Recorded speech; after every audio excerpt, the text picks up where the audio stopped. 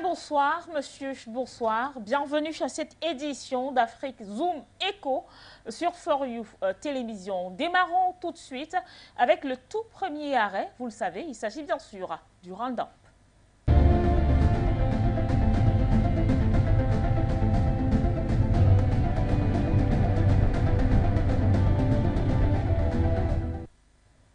Et nous commençons justement avec une bonne nouvelle pour la Banque africaine de développement, il faut le dire. Cette banque justement qui ne ménage d'aucun effort pour toujours répondre présent aux appels des différents États du continent. Et donc cette Banque africaine de développement a donc été désignée comme l'organisation la plus transparente au monde, justement par l'Organisation mondiale pour la transparence de l'aide et du développement. En effet, c'est donc avec le score maximal de 98,5% que la Banque africaine de développement se classe donc au premier rang des 50 institutions mondiales de développement recensé dans l'indice 2022 de transparence de l'aide Publish What You Found qui a donc été publié, c'était le 13 juillet 2022. Et s'agissant des opérations non souveraines, la banque décroche ainsi la deuxième place parmi les institutions de financement du développement les plus transparentes. Son portefeuille non souverain est donc classé 12e parmi les 50 institutions mondiales de développement recensé. Ce classement intervient alors que l'année écoulée a été complexe et difficile en matière de transparence du développement.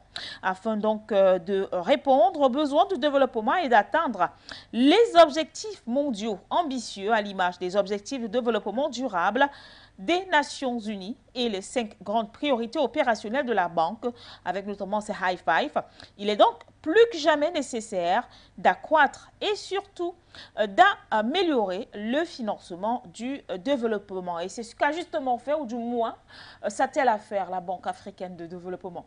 Nous restons justement sur le continent africain pour parler cette fois-ci d'un pays qui a donc pignon sur rue, mais également à côté un autre. Il s'agit du Mali et du Sénégal. On repart de coopération économique pour donc dire que cette semaine a été marquée par une bonne nouvelle, notamment au niveau des activités commerciales entre ces deux pays, car les activités ont tout simplement été relancées et donc notamment le port autonome de Dakar qui a décidé d'alléger le paiement des stocks maliens en souffrance dans ces installations. Une décision donc qui survient après la levée de sanctions de l'embargo de la CEDEAO sur le Mali. Reportage.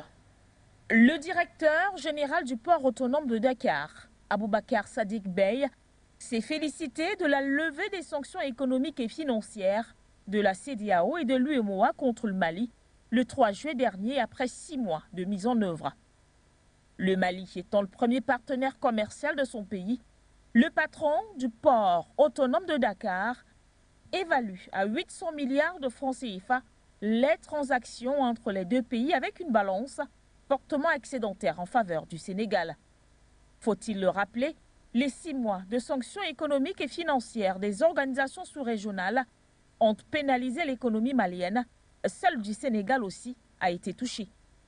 En effet, d'après le directeur général du port autonome de Dakar, ces sanctions ont constitué un frein mettant en cause tout un processus économique. D'où la satisfaction de M. Aboubakar Sadiq Bey de la levée de l'embargo sur le Mali. Pour le Sénégal, le Mali représente le premier client commercial. Il a d'ailleurs fait savoir, dans des déclarations en marge de la signature d'un accord entre le port de Dakar et celui de Tanger au Maroc. Pour donc relancer les activités commerciales entre les deux pays, une rencontre entre les acteurs maliens et sénégalais évoluant sur le corridor et au niveau du port autonome de Dakar est prévue prochainement. Il s'agira de mettre en place une stratégie commune de gestion de la tarification des stocks. Le DG d'annoncer la mise en place justement d'un dispositif pour alléger les paiements de ces stocks maliens en souffrance dans les installations du port autonome de Dakar. Le directeur général du port... Justement, du côté du Mali, les activités commerciales se portent plutôt bien, ce qui survient alors comme un ouf de soulagement du côté, bien sûr, du Burkina Faso. Il faut le dire, c'est la dette publique qui a donc augmenté de 17,1% au cours du premier trimestre. Ce qu'il faut savoir, c'est qu'à fin 2022, la dette publique burkinabé se chiffrait alors à 9,7 milliards de dollars, dont près de 47% détenus par les créanciers internationaux et 53% par les créanciers intérieurs. Au total, le pays a consacré 328 millions de dollars au remboursement de sa dette publique au cours du premier trimestre. La dette publique du Burkina Faso a donc augmenté de 17,1% lorsqu'on fait tous les calculs, et c'était justement au cours du premier trimestre 2022 comparé justement au trimestre 2021. C'est du moins ce que révèle le bulletin statistique numéro 2 de l'année 2022 publié par le ministère de l'économie. Et donc, selon le rapport, l'encours de la dette publique burkinabé s'élève alors à plus de 6 122 milliards de francs CFA à fin mars 2022, soit 9,7 milliards de dollars. En comparaison au niveau de la dette à fin décembre, ce chiffre représente une hausse de 2,1%. Au total, 46,9% de la dette publique et de l'État burkinabé est donc détenue par des investisseurs et des bailleurs de fonds étrangers, tandis que le reste, soit 53,1%, représente ainsi la dette intérieure. Et donc, par rapport à la fin décembre 2021, cette dernière a d'ailleurs augmenté encore de 3% au cours de la période étudiée, alors que la dette extérieure, elle, a grimpé de 1,1%. Au Cameroun, nous parlons justement de la hausse des prix à la pompe qui a donc fait réagir le gouvernement camerounais entre perturbations en produits pétroliers, plus précisément le gasoil, observé donc depuis le week-end dernier dans certaines régions du Cameroun. Et donc, à la suite justement de ces remarques, le ministre de l'eau et de l'énergie, Gaston Elundou et Somba, dans un communiqué de presse rendu donc public le 11 juillet dernier, a donc annoncé une série de mesures prises par le gouvernement, pourquoi pas tenter de pallier à cette situation. Ntiama nous en dit plus. Les stations-service sont asséchées depuis quelques jours. La pénurie des produits pétroliers se fait ressentir dans des villes telles que Ebolova, Yaoundé et Douala. Les populations payent le lourd tribut car la marche à pied est devenue leur train-train quotidien, ou alors il faut débourser le double de la somme habituelle pour vaquer à ses occupations, le gasoil étant devenu une denrée rare et précieuse. Les automobilistes, de leur côté, se retrouvent à faire la queue pendant des heures devant les stations-service en quête du précieux sésame. La même situation se vit au Nigeria et les raisons évoquées sont la crise en Ukraine qui a handicapé beaucoup de pays, notamment en Afrique. Une situation embarrassante qui a contraint le gouvernement camerounais à faire une sortie pour rassurer les consommateurs sur la disponibilité des quantités importantes d'hydrocarbures. Gaston Elundou Essomba, ministre camerounais de l'eau et de l'énergie, à travers un communiqué signé le 11 juillet 2022, révèle que 28 mètres cubes de super, 22 mètres cubes de gasoil et 12 500 mètres cubes de jet A1 sont actuellement en cours de déchargement et mis progressivement à la consommation. Le marché des hydrocarbures sera approvisionné sous peu de 62 500 mètres cubes de produits pétroliers pour juguler dans l'immédiat la pénurie qui s'est déclarée dans les stations-service. Ces quantités seront renforcées dans les prochains jours par des volumes supplémentaires de 88 mètres cubes de gasoil et 35 000 mètres cubes de super disponibles dans les eaux et seront déchargés dans les prochains jours. Rappelons que ces perturbations sont dues principalement à l'importante enveloppe de subvention des prix à la pompe qu'il faut mobiliser en temps réel pour assurer les importations des produits pétroliers. Pour le seul mois de juin 2022, cette subvention, encore appelée manque à gagner, s'élève à 80 milliards de francs CFA pour tout le premier semestre et pour l'année en cours, 317 milliards de francs CFA dépensés par l'État camerounais. Cette pénurie de carburant intervient dans un contexte où les négociations avec le Fonds monétaire international sont très houleuses au sujet de la hausse du prix du carburant à la pompe. Et donc, nous poursuivons cette édition du journal de l'économie Afrique Zoom Eco sur For You Télévision avec cette fois-ci la République du Tchad qui veut donc restructurer, autant pour moi, la dette dans cet état de l'Afrique centrale. Et justement à cet effet, le Tchad a annoncé donc la tenue cette semaine même qui s'achève d'une réunion avec ses créanciers. Objectif de cette rencontre, faire donc avancer la demande de N'Djamena pour la restructuration des dettes tchadiennes et obtenir, pourquoi pas, un crédit du Fonds monétaire international. Kouetou. Les créanciers du Tchad s'est réunis cette semaine pour faire avancer la demande de N'Djamena pour la restructuration de sa dette. Le FMI exige un accord avec la multinationale anglo-suisse Glencore compte tenu de la hausse du pétrole. Le Tchad doit un tiers de sa dette à des créanciers privés, mais la quasi-totalité à Glencore dans le cadre d'accords pétroliers datant de 2013-2014. Le Tchad, via sa Société nationale d'hydrocarbures, SHT, avait emprunté en 2014 près de 1,45 milliard de dollars à Glencore, un géant mondial de l'extraction de matières premières. Le pays s'est avéré incapable de rembourser dans la totalité cette dette, qui est aujourd'hui à hauteur d'1 milliard de dollars. Cette nouvelle rencontre Tchad-FMI intervient 4 mois après celle de mars dernier, dont le rapport avait fait état de ce que la situation économique et financière du Tchad a été plus faible que prévu en 2021. La production pétrolière étant nettement inférieure aux prévisions. Une mauvaise production agricole, des pressions sur les prix des céréales dues à la guerre en Ukraine ont accru considérablement l'insécurité alimentaire dans le pays qui espère obtenir un consensus entre ses créanciers afin de bénéficier d'un nouveau soutien financier. Un cercle vicieux pour ce pays d'Afrique centrale, déjà compté parmi les plus pauvres au monde.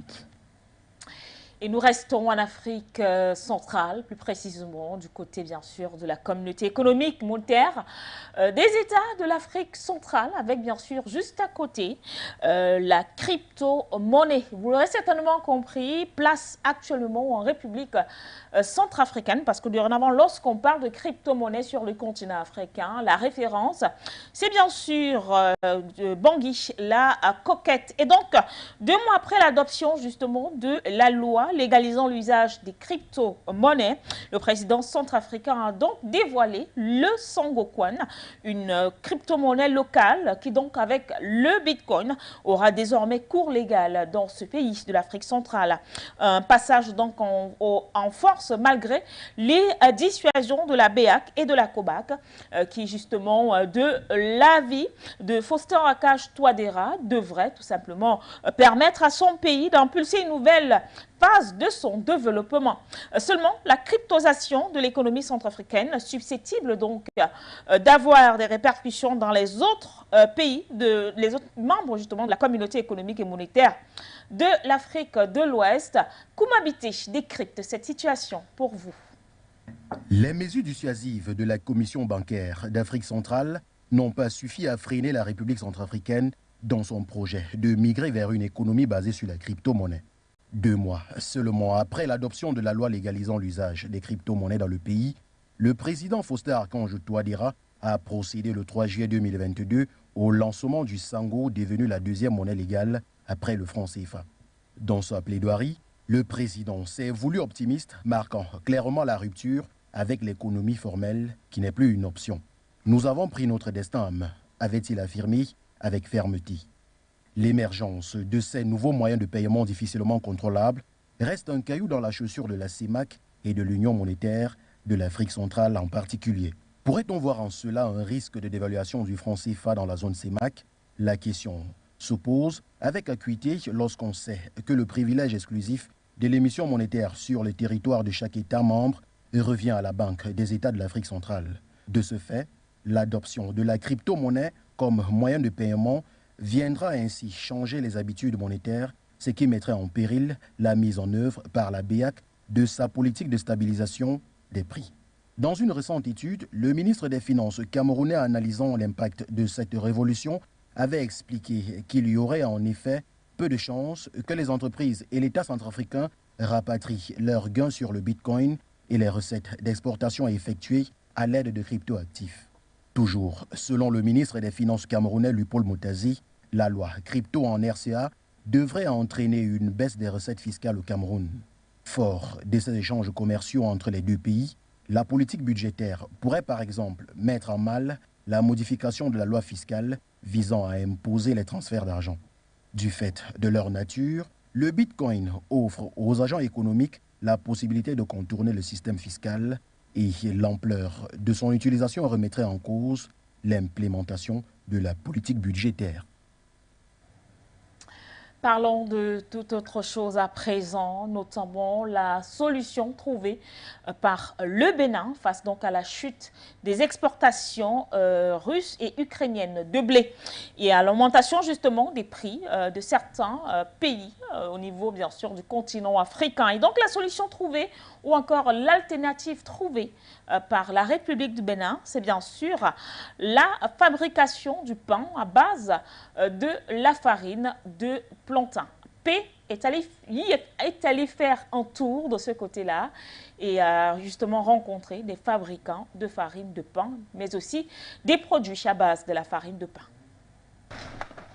Le Bénin, comme d'autres pays d'Afrique, connaît une pénurie de blé. Josiane Andounou préfère la farine de plantain qu'elle a commencé à produire en 2018 et a vu sa production doubler avec la guerre en Ukraine. Avant la guerre de l'Ukraine, je produisais au moins 80 kilos par mois. Mais actuellement, à cause de la guerre de l'Ukraine, qui a permis la cherté du blé et qui l'a rendu également rare sur le marché, je produis jusqu'à 150 kg par mois s'il y a le marché. Au Cameroun, certains pâtissiers ont remplacé le blé par la farine de manioc et de patates pour pouvoir fabriquer du pain à cause de la flambée de prix du blé. La farine de patates et de manioc se manipule facilement comme la farine de blé. On peut le manger sans avoir de problème. Par contre, nous avons une qualité de personnes ici dehors qui ne peuvent pas manger le blé. Pourquoi? On dit parce que le blé a un produit, une substance qu'on appelle le gluten. En Afrique subsaharienne, la solution trouvée est la farine de riz qui représente une bonne alternative pour fabriquer du pain. Pour se prémunir des conséquences de la guerre en Ukraine, les pays africains devraient miser sur la pluralité de leurs spécificités alimentaires. À l'heure où les cours mondiaux du blé atteignent des records, il revient aux États africains de prendre des mesures incitatives et normatives en vue de promouvoir la production locale. Et c'est sur ce que se referme ce round-up sur l'actualité économique sur le continent africain. Nous poursuivons Afrique Zoom Echo, cette fois-ci, comme vous le savez, avec bien sûr le portrait d'une figure du monde des affaires sur le continent africain. Et pour aujourd'hui, Sikeng Doumbé nous amène tout simplement à la rencontre justement d'un milliardaire qui vaut quand même des centaines de milliards. Permettez la redondance, mais bien avant, voici le portrait.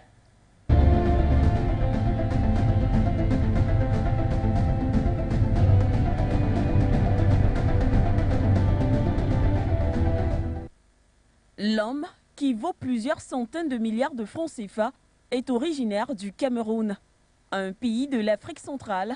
Son nom, Baba Amadou, dit Baba Dampulo, fils de Peul. Il est parvenu à la tenir, sa fortune, à bonne distance, jusqu'à ce que le classement de la version africaine du magazine Forbes le présente comme la première fortune d'Afrique francophone. C'était en 2015.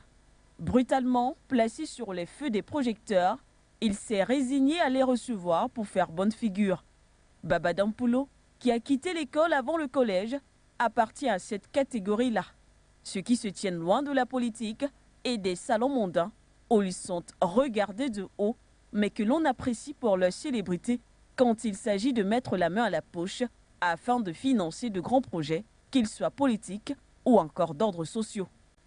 Celui que le Cameroun surnomme le roi du thé est propriétaire d'un ranch aux allures de château victorien, situé dans son village de Dawara, dans le nord-ouest anglophone. Loin de Yaoundé et de ses intrigues de cour, dont il n'ignore rien puisqu'il est propriétaire d'une chaîne de télévision, DBS, et qu'il s'adonne quotidiennement à la lecture des journaux, il semble bien vouloir garder pour lui son histoire de self-made man, parti de rien pour devenir l'homme d'affaires le plus fortuné du pays. Quand il s'éloigne de Danwara, ce chef d'entreprise qui emploie 10 000 personnes se rend en Afrique du Sud où il a installé le siège de ses activités. Il y possède une compagnie aérienne régionale, Star Airways Airlines, et un patrimoine immobilier comprenant plusieurs gratte-ciel. À Johannesburg, il est particulièrement fier de sa Marble Tower sur Von Will Street et de His Majesty, sa tour préférée, au dire de ses collaborateurs, sur Elof Street. À 65 ans, ce musulman qui cultive l'allure simple du commerçant en habits traditionnels préfère vivre dans son domaine niché, au sein de ses 5000 hectares de plantations de thé. Pas seulement parce que l'agro-industrie est le cœur de ses activités, mais aussi pour respirer l'air frais de cette campagne au relief spectaculaire. Un alignement quasi continu de hautes terres qui s'étendent du mont Cameroun jusqu'au mont Mandara et pour profiter du calme de sa campagne natale. Les affaires n'aiment pas le bruit, estime-t-il. Baba Dampolo est aussi présent dans des implantations diverses. Plus récemment, n'est-ce pas à lui que le gouvernement a permis de reprendre Cameroun Tea Estate et Landu Tea Plantation. Toutes deux faisaient auparavant partie de Cameroun Development Corporation, entreprise à capitaux publics spécialisée dans la production de thé noir. Aujourd'hui, le principal métier de Dampolo. En 2013, c'est aussi à Nextel, co-entreprise entre le groupe de Dampolo et le vietnamien Vietel, que le gouvernement a accordé la 3e licence de téléphonie mobile du pays. En 3 ans, l'opérateur a développé son réseau au point de couvrir 80% du territoire. L'homme le plus riche du Cameroun est aussi présent dans le coton, sa compagnie SMIC détenant 11% du capital de Sodecotton et dans les services aéroportuaires, puisqu'il siège au conseil d'administration d'aéroports du Cameroun.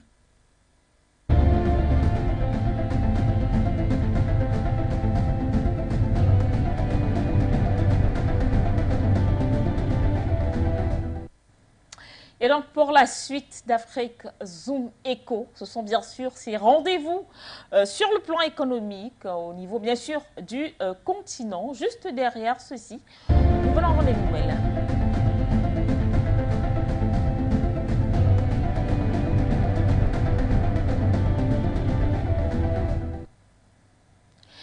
Et nous parlons du 20e congrès de l'ASEA. Ça se passe donc à Dakar, ou du moins, ça se passera du côté de Dakar. L'association justement des sociétés d'électricité d'Afrique, ASEA, organise donc son 20e congrès. C'est donc depuis le 14 et s'achève le 21 juillet prochain à Dakar, capitale du Sénégal. Le comité scientifique a donc adopté le thème « La nécessité de services publics et de performance des sociétés africaines d'électricité ». Ce rendez-vous, organisé donc par la Sénélec, la compagnie d'électricité du Sénégal, comportera alors, ou du moins comporte depuis le 14 juillet dernier, des conférences, des rencontres B2B, des expositions, des outils de réseautage et bien d'autres. Et donc, les organisateurs attendent donc jusqu'au 21 juillet prochain des exposants, des visiteurs, mais aussi autant de sociétés d'électricité donc représentées non seulement du côté du Sénégal, mais également du continent africain. La suite, c'est bien sûr la zone économique spéciale du côté bien sûr de Gauteng, située donc à proximité de l'aéroport Ouettambo en Afrique du Sud, vous convie à un webinaire. Un rendez-vous donc fixé par la CNBC Africa.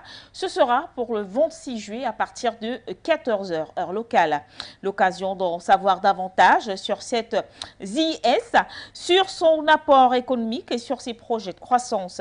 Déjà, il faut le rappeler, en 2021, l'on comptait alors 203 zones opérationnelles sur le continent et 73 autres cours de 47 à 54 pays.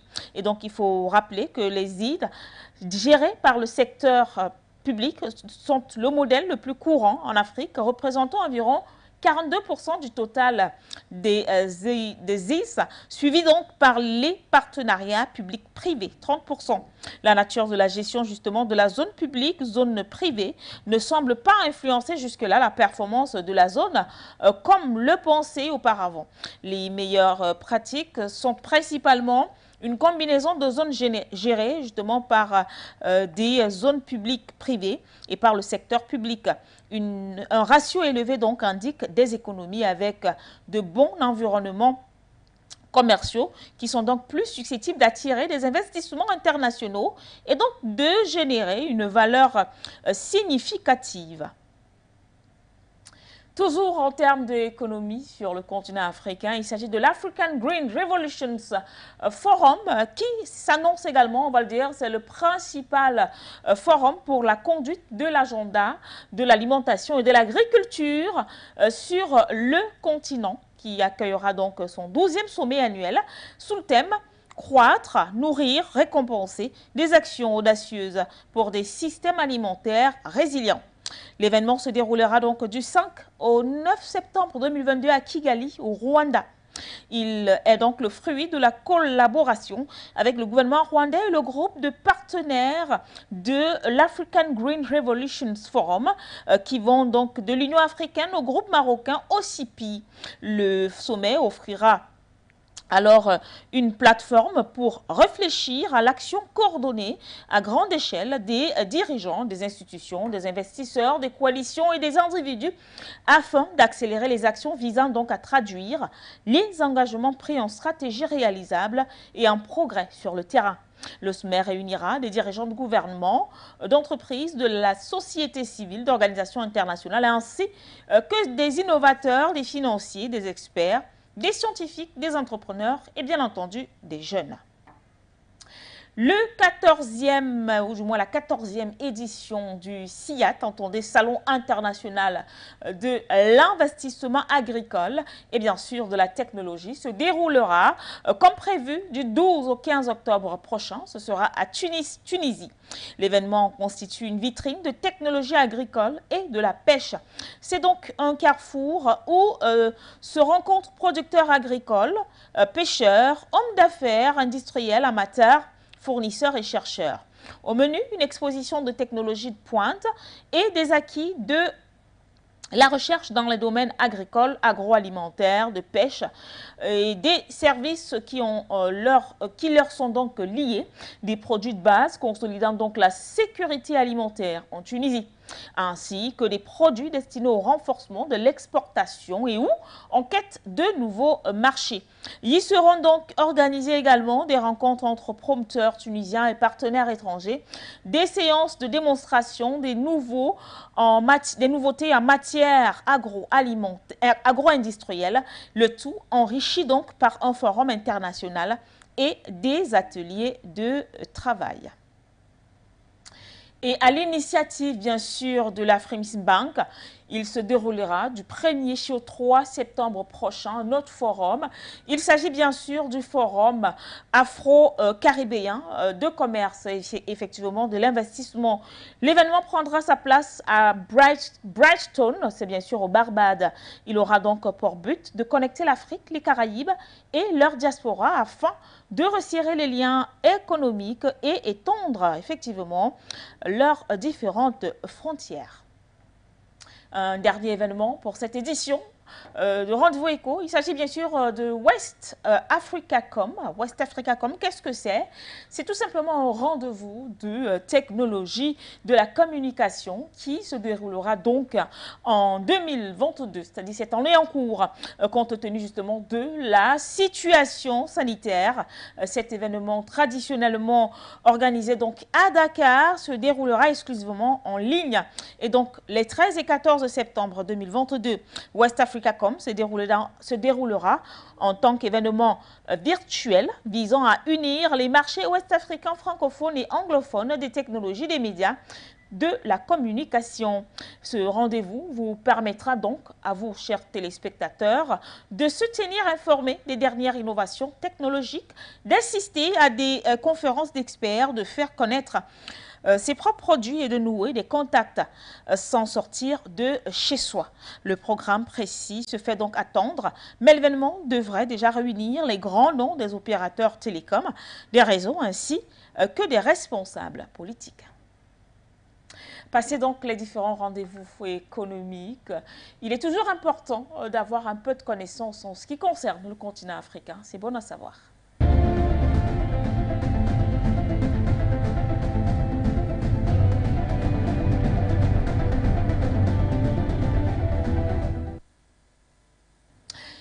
Et ce bon à savoir nous fait tout simplement faire une petite marche arrière entre les 13 et 14 juin dernier, du côté bien sûr d'Abidjan, capitale de la Côte d'Ivoire, où s'est justement tenu l'Africa CEO Forum. Et donc plusieurs personnalités du monde de l'économie et bien sûr de la politique se sont donc concertées autour de l'Africa CEO Forum. Le but étant justement pour cette année, ou pour cette édition, d'élaborer des stratégies pour relever l'économie africaine, frappée alors de plein fouet par de nombreuses crises, en l'occurrence la pandémie à Covid-19, mais également la plus récente, la crise russo-ukrainienne. Et donc le vice-président de la Côte d'Ivoire a quand même essayé de partager avec toutes les personnes qui étaient présentes une issue de solution.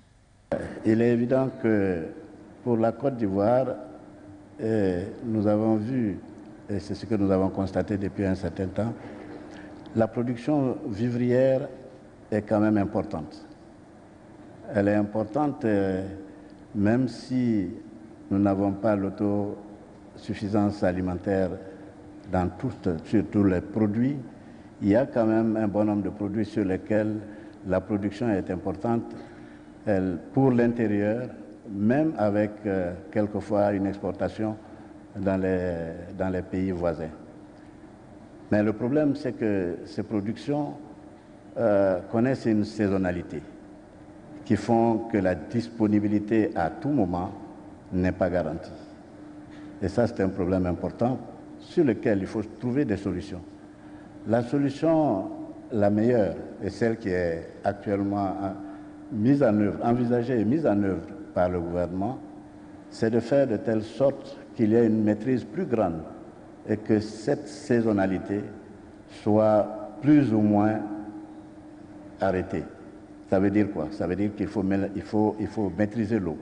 Il faut maîtriser un certain nombre de facteurs de production qui permettent que cette production soit beaucoup plus constante, en tout cas dans le temps, et permettre une consommation sur une longue période par les populations. Maintenant, c'est sûr que ce n'est pas demain que ça se fera. Le programme est déjà en cours et on espère avoir des résultats importants. Mais en attendant, il faut compter aussi avec le temps et la pluviométrie.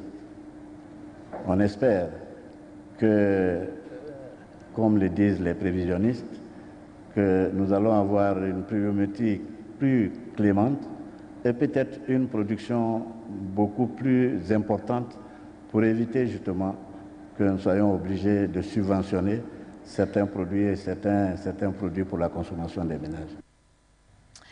Et c'est sur ce, justement, que nous allons refermer cette édition de Afrique Zoom Eco sur For You Télévision. Vous avez été nombreux à rester des nôtres. Les programmes se poursuivent sur la chaîne panafricaine. Et déjà, demain, ne manquez pas votre spécial sur For You Télévision. Bonsoir.